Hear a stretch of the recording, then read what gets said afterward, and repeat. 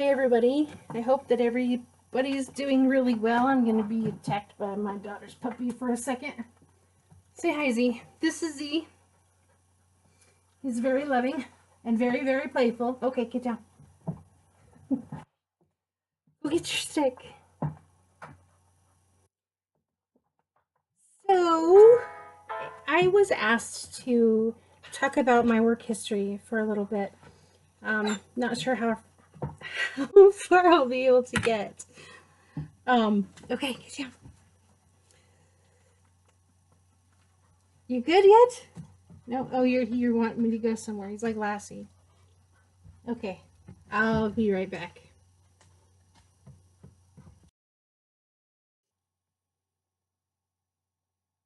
Okay, I think I'm back. Hyper Puppy is now a happy puppy. So, like I was saying, I was asked to talk about my work history, and usually when I'm doing this, well, for one, I don't really know why, but I trust it. I trust that whatever I say that it's committed um, to my Father, to the name above all names, to the all, whoever you want to call it. Um, when I walk in obedience, I find a greater reward. So I do what I'm asked, even if I don't understand why. I do question. I'm never asked to do anything illegal or wrong or bad in any way. So going over my work history, I went ahead and I wrote it all down, and right away I knew kind of the direction that this was headed in, for me, just because I've done this type of work in myself for a while now. And I never really had thought to do this before. And it's kind of a fun way to go and learn about myself. And at the same time, I learn about people around me, and I learn about how I react and how other people have reacted. It can act as a tool for future interactions and awareness of a lot of different things for different people. So, um, I started working when I was 10 years old. I had it was like a paper route, only it was like a mail flyer route where you would take a rubber band and attach the little rolled up flyers to the door handles. You know, those annoying things that were always attached to your door handles? Yeah, that was me putting them on there. Sorry about that. Once in a while, they had good deals, though, good sales. I don't know if they did, actually. But I did that for a summer. I made like $12.75 a week for a lot of hours worth of work. It was cool though. It was money in my pocket. I thought, I could get the things that I wanted. Um, I only did that for one summer, and then my second job was when I was 13 years old, and I worked for my godmother who was Japanese, and she and her husband, their family had a cafe called Ada's Cafe, and so I would bus tables for them for a couple of years, and um, the husband owner used to scare the crud out of me. I would get a free meal when I worked, and um, Ange would go and say, "Hey, go tell Spence what you want." And so I would go, and he had that bulky Japanese chef, all of it, the hair, the face, the attitude, everything. So I was a little intimidated by him, so he would slam his little chopper down and say, "What you want, I make you." And I would tell him, and he'd say, "Poof, that's what you are."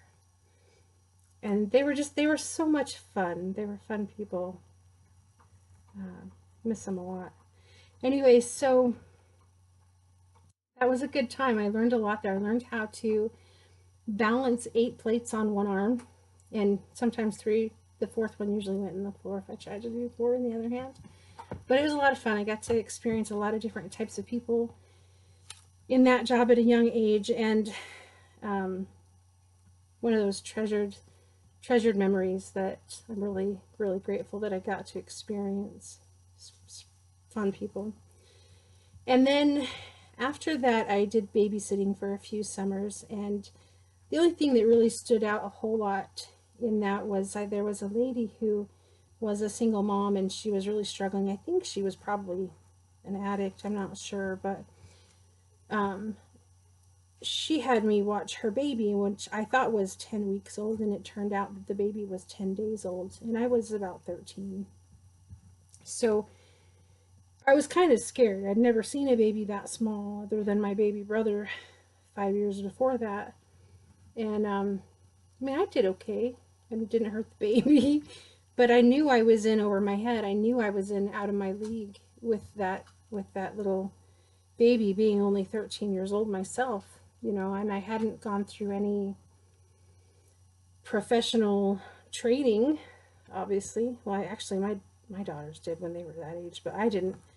Um, so I felt accomplished, but at the same time, I understood, that from that point forward, I needed to ask certain questions that would help me to assess whether or not I was capable of handling the responsibilities that I'd been given, and being able to go, that's just a little bit much for me right now. Maybe when I'm older, then I can babysit a 10-day-old baby, right? Without trying to place any judgment on the mom, because I'm pretty sure that that baby had some guardian angels around it, and and she wasn't trying to do anything wrong. She just was having a really hard time. So, anyways, moving on. From there, I went to fast food, and I loved fast food. It was one of the funnest jobs I ever had. It was before all of the computerized stuff. Um, Gosh, it would have been 1992, 93-ish when I was working there. Just a super fast-paced, fun-loving job, and only once did I ever have a customer tell me I was an incompetent piece of crap. So I was only was only 15 or 16, so how competent should I have been? I don't know. Anyways, I worked there for a couple of years, and then I got a job at a bowling alley, and I learned I learned a lot about people at the bowling alley, a lot about a lot of different kinds of people, and some of it's appalling and some of it's hilarious, but it was a lot of fun to work there. Really loud though, so wouldn't be my first choice of places to go and work again.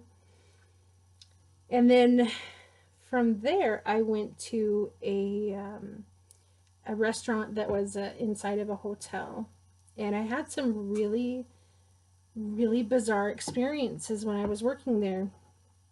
Um, so one of them, there was some customers that had come in, and this was a brief period of time prior to losing my dad. Hold on, let's get sorry. See what's up with that. My biological, or what I thought was my biological dad. Anyway, so that's a complicated story. That's why I'm saving it for another time.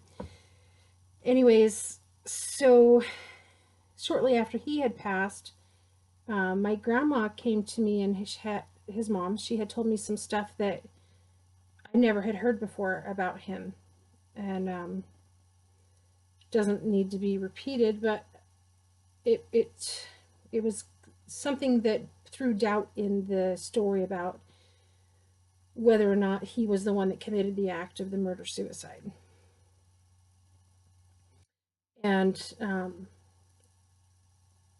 I didn't try to argue with her. I just listened, heard what she had to say, and it made a lot of sense. But it also made a lot of sense that he would have done it too. So I don't know. It's not for me to know. I wasn't there. So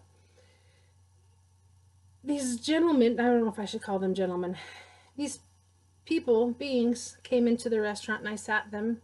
I was a hostess at this restaurant. I sat them, and they were watching me in a weird way. I don't know how else to put it. And I went to give them coffee, and one of the guys put his hand on my chest, not not in a sexual way, but like right here. And he said to me, I can make this stop beating at any time. Just remember that. What? Who does that? Who says that? People don't do that. So I picked up the coffee pot and I kept walking around. The next time I made a pass around, the coffee pot exploded in my hand. Not like a bomb, but like it just went. I didn't get hurt or anything, but as I was walking past them, that's when that happened, and it kind of was strange. And that was a long time ago. I had forgotten all about that. Was reminded. And then this other weird thing happened when I was working there, which ended my job there. I would do split shifts on Fridays, and I would drop the morning deposit in the safe before I left, and then I would drop the night deposit in the safe before I left. And there was an issue with the deposit not being in the safe. And I was asked about it, where I put the deposit, and I knew that I had put it in the safe, but I was so busy that day I couldn't actually recall having dropped it in. So I was willing to come in and help them look for it just in case I misplaced it and had thought that I don't know. I didn't trust my recallability enough to say, yeah, I know for a fact that I put it in the safe. So at the same time, I knew what happened because there was another employee there that I just got a vibe off of. That I don't know how else to explain it other than that. I just could read her character as somebody that was, oh, I don't know. I don't know how to put it to words yet. But anyways, I knew that it had something to do with her, what happened with this deposit. And so the police came in and they asked me if I would be willing to take a lie detector test. And I told them, yeah, absolutely, I will do it. But I would like for you to give one to her too. And they never actually had me come in and do the lie detector test. And 2 months later, she was arrested for embezzlement. And I was fired for not being able to recall having put the deposit in. And I was hoping that at some point they would at least call me and apologize, and I realized they don't really owe that to me. So I just let it go. I learned from it. I learned right then and there that my instincts were something that I could at least listen to. After that, see, I got married and moved. I was married once before this marriage. I think that lasted 6 or 8 years. Um, we're still friends, probably better friends now than we ever were when we were married. But we moved to Phoenix. He got a job with the railroad. It's not really my job, so I'm not going to include that. At the same time, I was working in a little tiny town called Winslow, Arizona, and there was a hotel chain there, or hotel there that was called the Adobe Inn. I don't know if it's still there or not. So I ran the night audit for them for a few months, and we were staying with his mom after that for a little bit at the Navajo Army Depot, right outside of Flagstaff. And it was a really quiet, pretty little place. Anyways, from there we moved to Massachusetts. I lived in this, what they call the armpit. It's kind of funny. But it was Fall River, Massachusetts, where I lived, and I took some time off working to be with my kid. That my husband at the time was working for a new tech company, and they were later bankrupted and reconstituted as another entity, but maybe another time we'll talk about that. Got to shake hands with a lot of people who thought they were very, very important at the time. Anyway, so I went from there and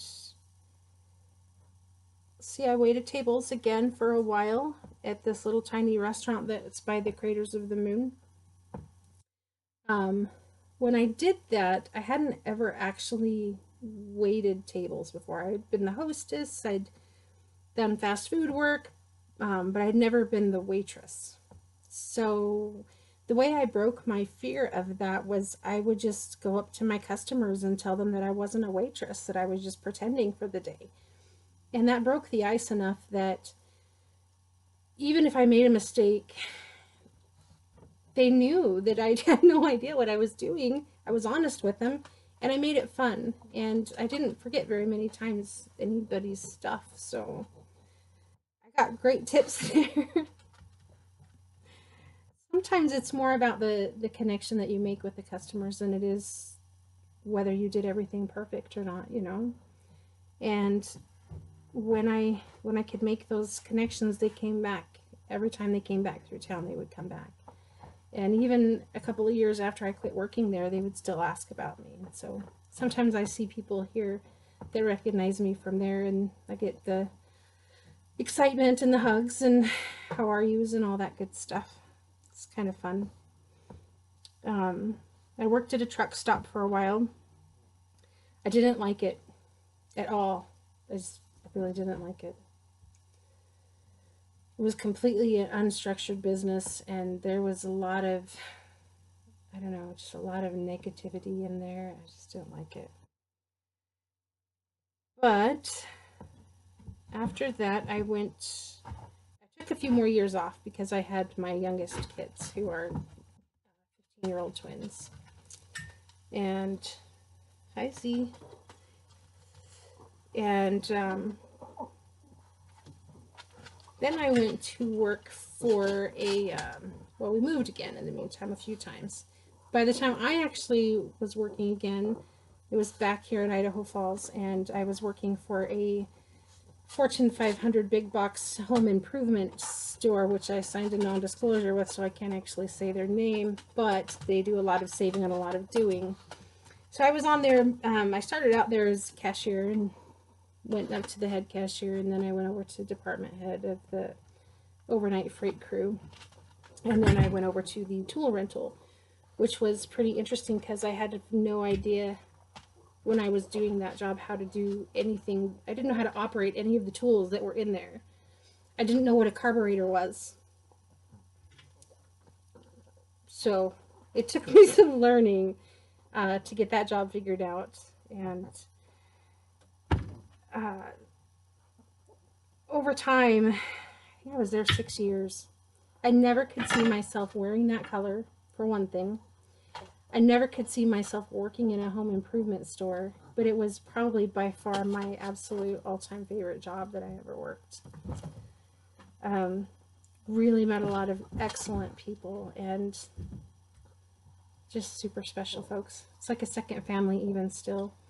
If I walk in there, they all greet me with excitement and hugs, and it's nice. And it's close to my house too, so it's kind of nice. When I left there, I left on bad terms, kind of. There was a lot going on, and I had been injured on the job. Not by the store's fault, not by my fault, but it was a customer that hit me with their truck. As they were turning in, they were on their cell phone, and they didn't see me there loading a rototiller into somebody else's vehicle, and they just kind of caught me in my hip and spun me around. I thought I was rolled up in the tire, but I wasn't. So that's where a lot of my back issues come from.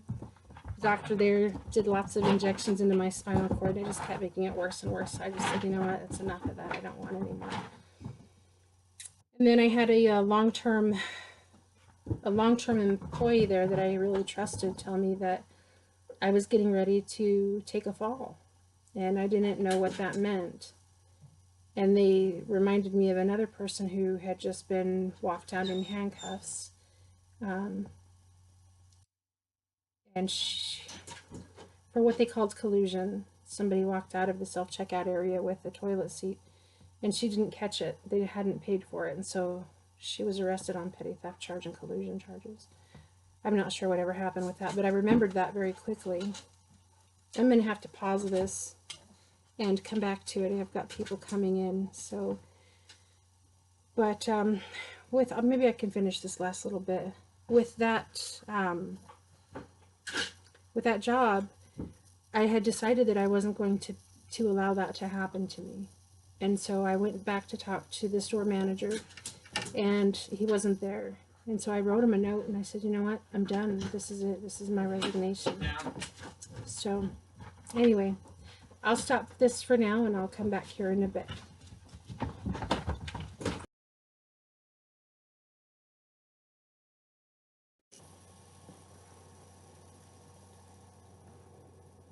Okay, so I'm back. I wasn't sure if I was going to get to come back to this today. Last I recall, I was talking about my experience in the home improvement store, and I had been told by a long-term employee that I was getting ready to take a fall, and I believed her. I'd seen it happen more than one occasion, and I'd seen a few different kinds of injustices that I thought were pretty profound take place there. They have their company protocol, and that's what they follow, and that's how it goes. So when I left, I wasn't very happy with the terms, and neither were they, but I wasn't willing to stay and find out whether I was going to be set up to take that kind of a fall after everything that that place meant to me. I didn't want it to end on an ugly note. So, you know, that the work family that's there, I'm sure I already mentioned that I had some really special friendships there, and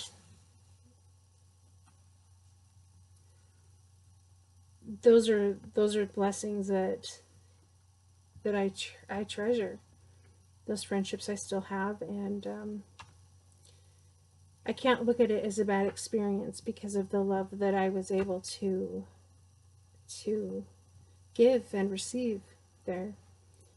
And I couldn't ever say anything bad about the company because they always did right by me, I felt, for the most part, within their means. Well, their means are always a lot more, but within the localized means, they did right by me. So with that said, I left there and I took some time and healed my body a little bit, and then I was asked to come work for this other company, the one that my husband worked for, and I was told that I was going to be doing inventory management there, and I didn't realize that they wanted me to do the systems design for the inventory management and everything, and some other stuff that was way, way, way out of my ballpark, out of my experience level. People need to have college degrees to do the kind of stuff that they were asking me to do, and I actually held my own for quite a while, and then people in my family started getting sick, and I just, you know, there was some other weird stuff there that I just didn't like. I didn't like the level of compartmentalization that was in that company was disturbing, especially when I had the ability to look at all the files that were on the computer. Not necessarily know what they all meant, but I had access to see them and was allowed that kind of information, and I just didn't really. It's probably all I really should say about that for now. I mean, none of it's world changing because the rest of the stuff is world changing, isn't it? The spiritual stuff is really pretty world changing. in my opinion, factually based knowledge that I have. Um, so after that, I went ahead and I let them go. My mom was going in for a heart surgery, and um, I knew that her recovery was going to be a challenge. And then my husband's mom got sick too. So it hasn't actually been all that long ago that I left that company and we started our own business after my husband won the lottery. Not enough to be rich or wealthy for him, but enough to put us in debt another $100,000. Money is awesome, isn't it? That was sarcastic. So now I go and I kind of chew on these and I look at,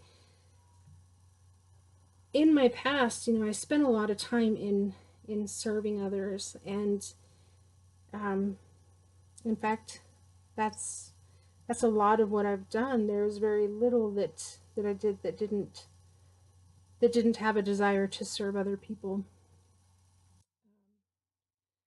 and it taught me a lot. Most of the time, I was in a position where I got to observe both sides of this chain of command, and I got to be intimate with people, not on a sexual level, but on a human level. I got to really see who they were and let them know that I saw who they were, that I cared about them, and that if I offered for help to come to them, that I meant it and I would follow through, whether it was helping people move or giving rides to work or babysitting for them so they could cover a shift and they didn't have babysitters for their kids. Just a number of different things. And it isn't to boast, it's just kind of to set an example of how other people can easily take and tune out the world and tune into your own life, your own actions, your own reactions, and see what you can see there, because there's a lot to be seen in your own life and in your own walk, on your own journey. I can take all of this and find things in scripture that will help me to comprehend the deeper levels of meaning of what it is that I've done, what it is that I do, and why it is that I continually ask to be refined again and again and again.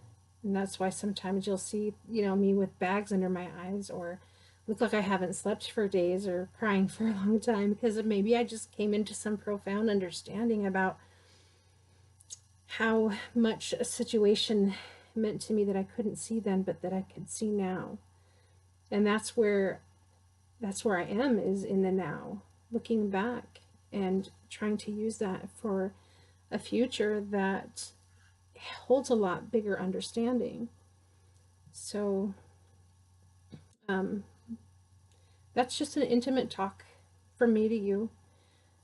I hope that whatever the reason was I was supposed to do this, I'm guessing it's for me. Most of the stuff I learn about myself is for me, but if other people can get something out of it or learn how to look at their life in maybe a different way, then it's worth it to me.